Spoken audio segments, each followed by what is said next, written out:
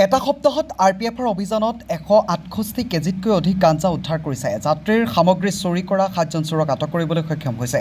উত্তৰ-পূব সীমান্ত ৰেলৱে সুৰক্ষা বাহিনী RPF যাত্ৰীবাহী ৰেল আৰু ৰেল ষ্টেচন ৰেলৱে পৰিসৰত কোনো লোকে যাতে নিষিদ্ধ সামগ্ৰী সৰবৰাহ কৰিব নোৱাৰে তাৰ বাবে নিয়মীয়াকৈ অভিযান চলাই আহিছে। উত্তৰ-পূব সীমান্ত ৰেলৱেৰ মুখ্য জনসম্পৰ্কৰক্ষী বিষয়া কপিঞ্জল কিশোৰ শৰ্মাই জানিবলৈ দিয়া অনুসৰি যোৱা 17 জুলাইৰ পৰা 24 জুলাইলৈকে এটা সপ্তাহত RPFে গুৱাহাটী লামডিং ৰঙাপৰাকে ধৰি বিভিন্ন ৰেলৱে ষ্টেচন যাত্ৰীবাহী ৰেল ইয়াৰ পৰিসৰত চলোৱা অভিযানত 168 কেজিতকৈ অধিক গাঞ্জা উদ্ধাৰ কৰা হৈছে। এই সন্দৰ্ভত দুজন লোকক আটক কৰা হয়। জব্দ কৰা গাঞ্জাখিনিৰ বজাৰ মূল্য হ'ব প্ৰায় 16.83 লাখ টকা। তেনেদৰে অভিযানত 475টা সুৰাৰ বটলসহ মুঠ 5জন সৰবৰাহকাৰীক আটক কৰিবলৈ সক্ষম হৈছে RPFৰ অভিযানকাৰী দলে।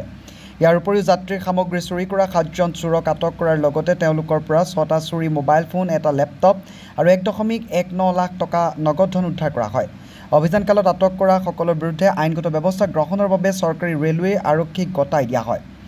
উল্লেখ্য যে চলিত বৰ্ষৰ 1 জানুৱাৰীৰ পৰা 24 জুলাই পৰ্যন্ত বিগত প্ৰায় 7টা মাহত RPFৰ অভিযানত প্ৰায় 3707 কেজি গাঞ্জাসহ 126 জন সৰবৰাহকাৰীক আটক কৰা হৈছিল। উদ্ধাৰ কৰা গাঞ্জাখিনিৰ বজাৰ মূল্য আছিল প্ৰায় 3.67 কোটি টকা।